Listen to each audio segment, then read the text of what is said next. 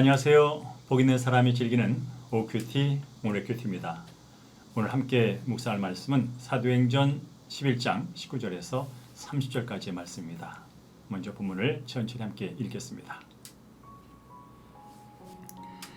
그때에 스데반의 일로 일어난 환난으로 말미암아 흩어진 자들이 베니게와 구브로와 안디옥까지 이르러 유대인에게만 말씀을 전하는데 그 중에 구브로와 구레네 몇 사람이 안디옥에 이르러 헬라인에게도 말하여 주 예수를 전파하니 주의 손이 그들과 함께 하심에 수많은 사람들이 믿고 주께 돌아오더라.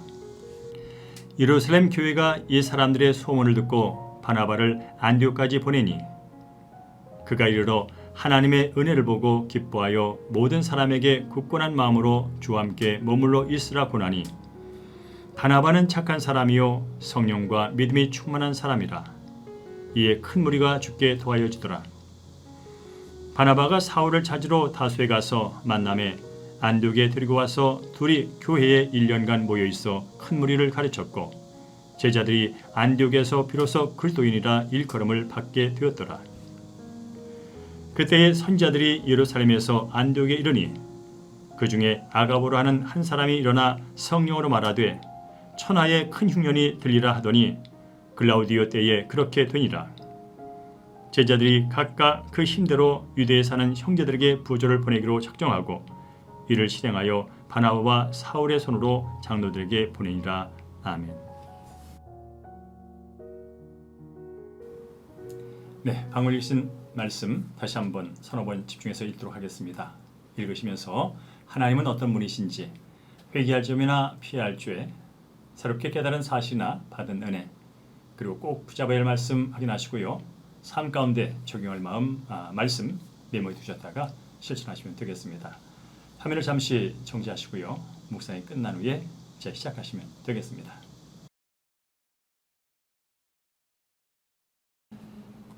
네, 본문의 말씀 먼저 간략하게 요약하겠습니다. 스데반의 일로 생긴 박해 때문에 흩어진 사람들 가운데 구브로와 구레네 몇 사람이 안디옥에 이르러서 헬라인에게도 복음을 전파합니다. 예루살렘 교회가 안디옥에 파송한 바나바가 사울과 함께 그곳에서 큰 무리를 가르치자 제자들이 비로소 그리스도인이라 불리는 그런 일이 발생하고요. 또 제자들은 흉년이 든 유대의 예루살렘 교회에 부지를 보내는 그런 내용이 기록되어 있습니다. 오늘 함께 볼 한 절 노트는 20절 후반부와 21절입니다. 헬라인에게도 말하여 주 예수를 전파하니 주의 손이 그들과 함께 하심에 수많은 사람들이 믿고 주께 돌아오더라. 네, 스데반 박해 이후에 수많은 제자들이 각지역으로 흩어졌습니다. 각지역으로 흩어진 제자들은 가는 곳마다 복음을 전파했습니다. 그렇지만 이 제자들이 전한 복음은 유대인에게만 전해지는 한계를 벗어나지 못했죠. 바로 이방인 지역임에도 불구하고 회당에만 들어가서 유대인들에게 복음을 전한 것은 여전히 제자들이 갖고 있던 전통과 편견의 벽이 깨지지 않았기 때문에 그렇습니다.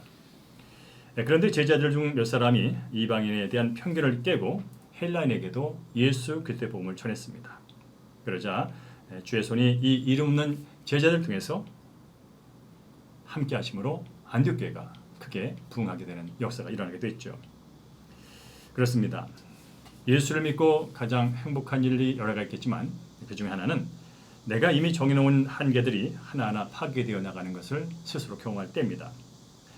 성령 충만을 의문해서 그동안 나만 내게 하면서 다른 사람과 나를 구분했던 그런 마음들이 사라지고 모든 것이 새롭게 보여지고 또 여유 있게 바라보여지고 좋게 여겨지는 그런 일을 경험하게 되는 것이죠.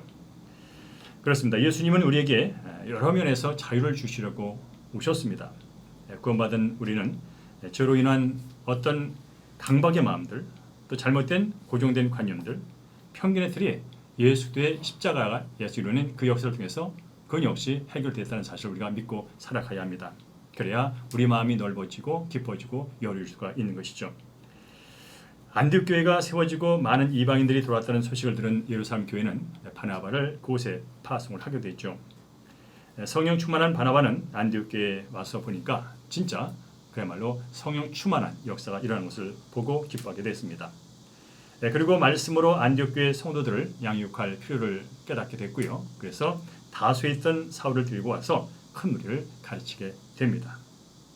그러자 더 수는 많아지게 됐고요. 그리고 또 안디옥 교회 성도들이 그리스도인이라고 하는 이름을 처음 듣게 되는 그런 일이 일어나게 됐습니다. 한편 안디옥 교회는 또 제자들은 큰 흉년으로 어려움에 처한 유대 형제들, 예루살렘 교회 형제들을 돕기 위해서 부조를 마련하고 보내는 그런 역사를 보여주었습니다. 그렇습니다. 안디옥 교회 성도들은 어떤 민족이나 지역에 갇힌 편협한 성도들이 아니라 그야말로 예수 그리스도 안에서 하나됨, 지체의식을 갖고 어려움을 함께 나누는 폭넓은 영적인 시야를 가진 그런 사랑의 공동체였던 것을 볼 수가 있습니다. 자, 그렇습니다. 예수님의 십자가 사랑은 나만을 위한 것은 아닙니다. 오늘도 주님의 몸된 지체로서 서로를 돌아보면서 사랑을 나누는 복된 한 달 되기를 주의 이름으로 축원합니다. 자, 말씀 기억하면서 적용 질문 3가지 함께 하겠습니다. 서민의식과 배타적인 사고방식으로 여전히 내 속에 있는 편견은 무엇입니까? 사람을 분별할 때 오직 보험으로 합니까? 아니면 내 유익에 따라 합니까? 가족과 친지, 친구와 동료들로부터 흉년의 소식이 들릴 때 어떻게 반응합니까? 네, 교수께서 오늘 기도, 목회기도 함께 하겠습니다. 가족과 주위 사람들을 선민의식과 편견으로 차별한 저의 죄를 용서해 주옵소서. 저의 한계를 인정하고 복음을 위해 무엇이 유익한지를 생각할 수 있게 도와주옵소서. 지체들의 흉년 소식을 들을 때 주의 손이 저와 함께 하심으로 영혼 구원을 위해 기꺼이 부조할 수 있게 하시고 성령과 믿음이 충만한 사람들로 인도하여 주옵소서. 참으로 좋으신 아버지 하나님, 그동안 편협한 마음을 갖고 다른 사람들을 대한 점을 다시 한번 돌아오며 회개합니다. 누구를 만나든 주님의 사랑과 복음을 전하는 열린 마음을 주시고 성령 충만케 하여 주시옵소서. 늘 말씀으로 잘 양육받고 사랑으로 이웃을 섬기는 예수님 닮아가는 성도가 되게 하여 주시옵소서. 특별히 이 시간 성도님들 가운데 어려움에 처한 성도들을 기억해 주옵소서. 재정의 문제로, 건강의 문제로, 또 여러 가지 하는 일이 잘 여의치 않아서 힘있게 하늘 하나를 보내는 성도를 기억해 주시고 그들에게 하늘의 지혜와 능력을 줄 뿐 아니라 하나님께서 함께 하셔서 피할 길을 열어주시고 회복의 길과 치유와 번성의 길을 허락하여 주시옵소서. 오늘도 모든 걸 주께 맡기며 우리의 영원한 주인 되시는 예수님의 이름으로 축복하며 기도합니다. 아멘. 네, 그래서 계속해서 우리 주변에 어려움 당하는 성도들에서 중보기도 하고요. 또 전도 대상으로 해서 함께 기도하는 개인 기도 시간 이어가도록 하겠습니다. 오늘도 주 안에서 승리하시기 바랍니다.